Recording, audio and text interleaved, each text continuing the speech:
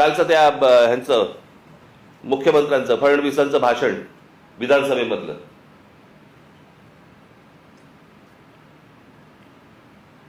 ते काय ते कुठलं मिसिंग लिंक वरती म्हणे ते काय कोसळला, खांब कोसळला आणि पाणी सगळीकडनं येतंय, त्याचं म्हणे राजकारण करू नका. अरे वा, त्याच्यावर बोललं की राजकारण. मग इतकी वर्ष आपण काय करत होतात? दुसऱ्यांच्या सरकार जेव्हा होती दुसऱ्यांची, त्यावेळेला तुम्ही काय करत होतात? त्यावेळेला जी आंदोलनं झाली ते राजकारण नव्हतं. स्वतःच्या अंगाशी आल्यावरती ते राजकारण, विरोधकांचं राजकारण, असं कसं होईल? आणि काय म्हणतायत म्हणे, एक वेळ मला बोला पण महाराष्ट्राचा अपमान मी सहन करणार नाही. वा रे वा, लोक त्या मिसिंग लिंक बद्दलच बोलतायत, महाराष्ट्राचा कुठे अपमान करतायत? पण ते काय सगळं घेऊन जायचं, म्हणजे ते वरपासून खालपर्यंत आता काय सवय लागली आहे. केंद्र सरकारच्या कुठच्या गोष्टींबद्दल बोललं की तुम्ही देशविरोधी. आता केंद्र सरकारची कामं येते, त्याच्यात देशाचा काय संबंध? आता मिसिंग लिंक बद्दल बोललं तर याच्यात महाराष्ट्राचा अपमान कुठे आला? लोकांनी प्रश्नही विचारायचे, काय झालंय ते? इतके दिवस जे मोबाईल फोनवरनं विरोधकांना जे करत होते ना, शिव्या घाल, वाटेल ते बोल, हे जे सगळे त्याच्यात ठेवलेल्या टीम्स आहेत ना, हे जे सगळं सुरू होतं ना, ते आता अंगलट आलंय. आता ह्यांच्या दामदुपटीने ह्यांच्या अंगावरती येत आहे आणि त्याच्यामुळे लागले आता त्रास व्हायला लागला त्याचा. आपणच सुरू केल्यात त्या गोष्टी. गेल्या 10-12 वर्षातच ह्या सगळ्या गोष्टी मोठ्या प्रमाणात सुरू झाल्या. विरोधकांना वाटेल ते बोलणं, विरोधकांना शिव्या घालणं, वाईट साईट लिहिणं, सगळ्या गोष्टी ज्या सुरू झाल्या हे तुम्ही बसवलेल्या टीमकडनं सुरू झाल्या. आता तुमच्या अंगावरती येत आहे ते सगळं, आणि तुमच्या अंगावरती येत आहे म्हणून लगेच महाराष्ट्राचा अपमान. ह्याच्यात कसला आला महाराष्ट्राचा अपमान? राम मंदिराच्या चोरीबद्दल बोललो की म्हणे धर्माचा अपमान. अरे चोरी आहे ना ती, ह्याच्यात धर्म कुठे आला?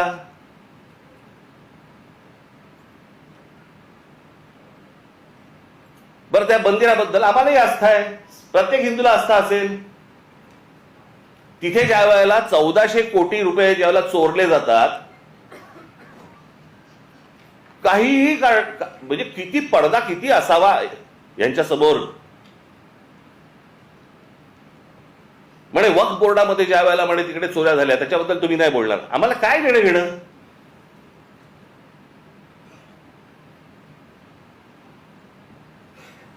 राम मंदिरामध्ये लोकांनी जे दानपेटीमध्ये टाकलं, जे श्रद्धेने त्या मंदिरासाठी दिलं, त्याची जर समजा चोरी होत असेल त्याच्याबद्दल बोलणार नाही, बोलायचं नाही.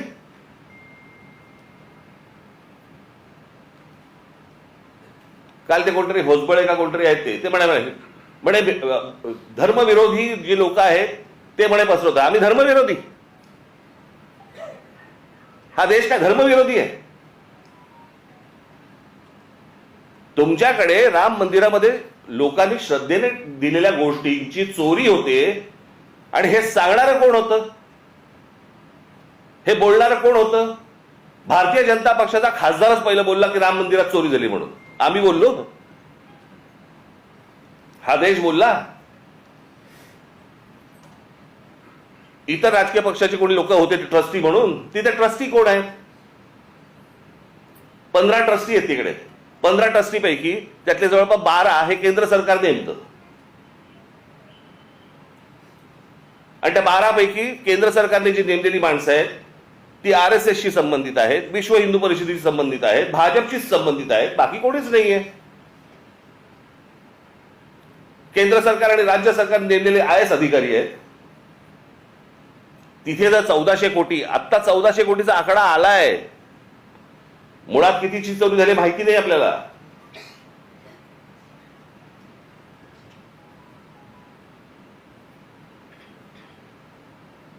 चोरी झाल्यावरती समजा असं पकडा आत्ता दुसऱ्यांचं कोणातरी सरकार असतं आणि राम मंदिरामध्ये चोरी झाली असती, भारतीय जनता पक्षाने काय केलं असतं, RSSने काय केलं असतं, विश्व हिंदू परिषदेने काय केलं असतं? मोर्चे काढले असते, सगळ्या गोष्टी केल्या असत्या. त्याच्यात हे राजकारण. आता तुमची सत्ता आहे म्हणून विरोधकांनी केलं की त्याच्यामध्ये राजकारण आणू नका म्हणे. आता त्या मिसिंग लिंकचं झालं, यांचा एक मंत्री म्हणतो ते नैसर्गिक आहे, ती गोष्ट नैसर्गिक आहे, त्याच्यामध्ये राजकारण आणू नका, हे लक्षात ठेवा. हे तुम्ही काय अमरपट्टा घेऊन आलेला नाही आहात. उद्या तुम्ही विरोधी पक्षात जाल आणि ज्यावेळेला अशा काही घटना घडतील तेव्हा तुम्ही राजकारण करू नका. तेव्हाही सांगा लोकांना की नाही नाही नैसर्गिक आहे. एक झाड पडून काय मुलगा जातो, काय माणूस जातो, एक मुलगा शाळेमधला मुलगा गटारात काय पडतोय, काय नाही म्हणे, नैसर्गिक आहे. नैसर्गिक? तुमचं सरकार आहे म्हणून सगळं नैसर्गिक, त्याच्यावर राजकारण करू नका, त्याच्यावर कोणी बोलायचं नाही. दुसऱ्या पक्षांची सरकार असली की हे यांचं राजकारण सुरू करणार, हा कुठचा प्रकार? त्या मिसिंग लिंकचं बाबा तिथे नशीब माणसं नाही मेली.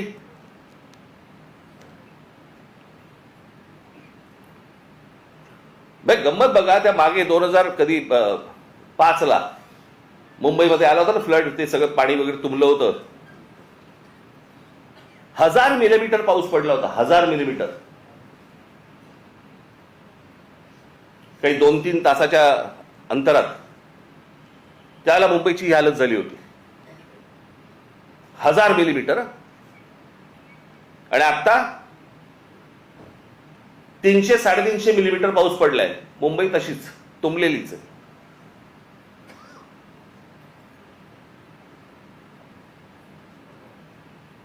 तेव्हा वारे बाप वाटेल ते बोलायचे, वाटेल ती सगळी आंदोलनं करायची, पैसे खाल्ले, हे केलं ते केलं, तेव्हा राजकारण नाही. आता मुंबई तुंबली नाही, नैसर्गिक आहे. ती कोणती बाई ती गाणी म्हणायची, काय ते गाणं होतं ते, का तुला मुंबईवर भरोसा नाही काय? कुठे गेली ती आता?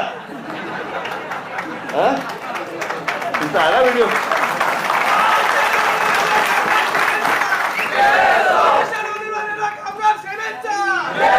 नवीन व्हिडिओ आहे का? जुनाच टाकलाय? नवीन केला असेल तर चांगलं आहे, कोणाला पाहिलेली नाही ती. पण तेव्हा गात होती तेव्हा सुख घेतलं.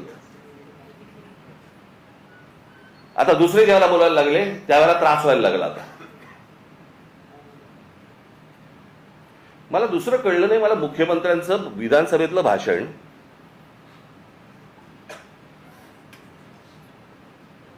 की या मिसिंग लिंक प्रकरण हे उत्तम दर्जाचं ते काय कन्स्ट्रक्शन आहे वगैरे वगैरे सगळं झालं, आणि ह्याचं जर समजा कोणी राजकारण करत असेल आम्ही बघून घेऊ त्याला. मुख्यमंत्री आहेस ना तू, बघून घेऊ. बरं झालं ते झालं. पुढे वाक्य संपल्या हिंदीतून सुरू झाले. मिसिंग लिंक के बारे में अगर कोई राजनीति करे, कोणासाठी हिंदी बोललात?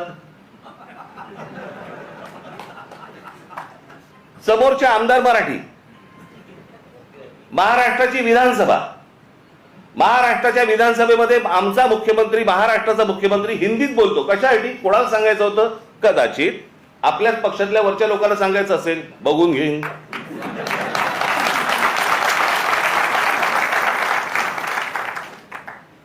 त्यांनाही माहिती आहे हे सगळे व्हिडिओ येत आहेत कुठून, हे सगळं काय चालू आहे राजकारण. मी त्याशी बोललो नाही का, माझ्या पत्रकार परिषदेमध्ये बोललो ना.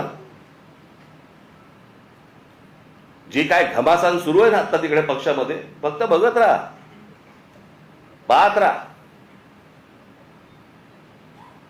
मुंबई महाराष्ट्राचा, ठाण्याचा काय विचका झालाय, पुण्याचा, सगळ्यांचा शहरांचा विचका झालेला आहे, ज्याला हे विकास म्हणतायत. मी या विषयावरती इतकी वर्ष बोलतोय मी की आपल्याकडे डेव्हलपमेंट प्लॅन येतो परंतु टाउन प्लॅनिंग आपल्याकडे होत नाही, आणि त्याचा ही शहरं सगळी बर्बाद होणार आहेत, झालेलीच आहेत, अजून होणार. बघावं तिकडे सगळीकडे इमारती सगळ्या उभ्या राहत आहेत. माझी तर विनंती आहे मुख्यमंत्र्यांना, सगळी कन्स्ट्रक्शन एकदा बंद करून टाका. नुसते रस्ते आणि फ्लायओव्हर आणि ब्रिजेस म्हणजे विकास नव्हे. हे जेव्हा लोक परदेशात जातात त्यावेळेला करतात काय मला कळलंच नाही मला अजूनपर्यंत. या परदेशातली सगळी शहरं बघा. मी 2014 साली याच्यावरती एक डॉक्युमेंटरी केली होती. मी 16 मिनिटाची डॉक्युमेंटरी आहे, आज युट्यूबवरती आहे, जाऊन बघा. की शहराला आकार उकार कसा द्यायचा असतो. आता हा मिसिंग लिंक 1 मेला त्याचं उद्घाटन झालं, 1 मेला. आणि आता हा 6-7 तारखेला काहीतरी तो त्याचा काय पिलर पडला आणि पाणी वाहत आहे आणि सगळं होतंय. जुलैमध्ये, मे जून जुलै अजून पूर्ण पण नाही झाला. 60-65 दिवसामध्ये तुमचा नवीन बांधलेला टनेल गळायला लागतो, पिलर पडतात. आणि काहीतरी त्यांनी सांगितलं, काहीतरी मी कुठे काय आणले करते ते तुला दिलं होतं मी लिहायला. कॅनडामधनं आम्ही त्याचा रिसर्च केलाय आणि मग त्यांनी त्याचं डिझाईन केलंय. मग इंडोनेशियामधनं आम्ही पाईप हे आणलेत. मग जर्मनीमधनं हे केलंय, अजून काहीतरी केलंय. आणि मग भारतीय कॉन्ट्रॅक्टरने तो टनेल बनवलाय. त्यांनाच द्यायचं होतं ना. ते आमचे नितीन सरदेसाई फार छान बोलले त्याच्यावरती. आता आम्ही बोलत असताना ते म्हणाले, मला हे सगळं बघून राज कपूरचं गाणं ऐकू येतं म्हणे. आठवतं, मेरा जूता है जपानी पतलून है काय इंग्लिशस्थानी, सर पे लाल टोपी रूसी म्हणजे रशियन, फिर भी दिल है हिंदुस्तानी. कॉन्ट्रॅक्टर आमचा तो बर्बाद करणार, तुम्ही काळजी करू नका.